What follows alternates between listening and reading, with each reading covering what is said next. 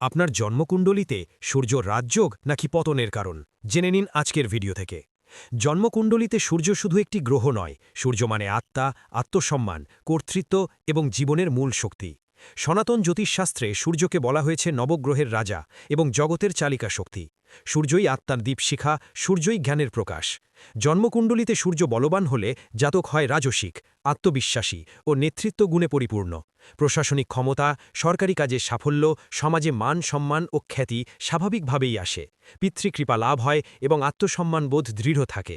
বলবান সূর্য জাতককে রাজসম ব্যক্তিত্বে পরিণত করে। কিন্তু যখন সূর্য দুর্বল বা দোষযুক্ত হয়, তখন সেই আত্মশক্তিই ভেঙে পড়ে। আত্মবিশ্বাসের অভাব বা অতিরিক্ত অহংকার জন্ম নেয়। পিতার সঙ্গে বিরোধ, সরকারি কাজে ব্যর্থতা, সমাজে অপমান এবং হৃদয়, চোখ বা রক্তচাপজনিত সমস্যা দেখা দিতে পারে। ক্ষমতা থাকা সত্ত্বেও স্থায়িত্ব থাকে না এবং ক্রোধ ও একগুয়েমি জাতকের জীবনকে অস্থির করে তোলে। দুর্বল সূর্য আত্মতত্ত্বকে আচ্ছন্ন করে এবং অনেক সময় মানসিক অবসাদ ডেকে আনে। জন্মকুণ্ডলীর বিভিন্নভাবে সূর্য বিভিন্ন ফল প্রদান করে। লগ্নে সূর্য ব্যক্তিত্ব ও নেতৃত্ব দেয়, কিন্তু অহংকারও বাড়াতে পারে।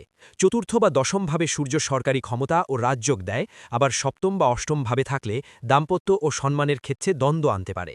রাশিভেদেও সূর্যের শক্তি পরিবর্তিত হয়। সিংহ রাশিতে সূর্য সর্বাধিক শক্তিশালী, মেষে রাজসিক ও সাহসী ফল দেয়, তুলায় সূর্য নিচস্থ হয়ে আত্মসম্মান ক্ষয় করে। সবশেষে একটি কথাই মনে রাখবেন, সূর্য মানে আত্মা, আর আত্মা দুর্বল হলে জীবনের সব দিকই দুর্বল হয়ে পড়ে। সূর্যকে শক্তিশালী করা মানে নিজের আত্মশক্তিকে জাগ্রত করা। সূর্য বলবান হলে জাতক নিজেকে সুশাসনে রাখতে শেখে এবং জ্ঞান, নেতৃত্ব ও আত্মবলের দ্বারা চরম সুনাম ও খ্যাতি অর্জন করতে পারে। পরের ভিডিওতে জানবেন সূর্যের নেগেটিভ প্রভাব দূর করার উপায় ও সূর্যের গভীর আত্মিক তত্ত্ব।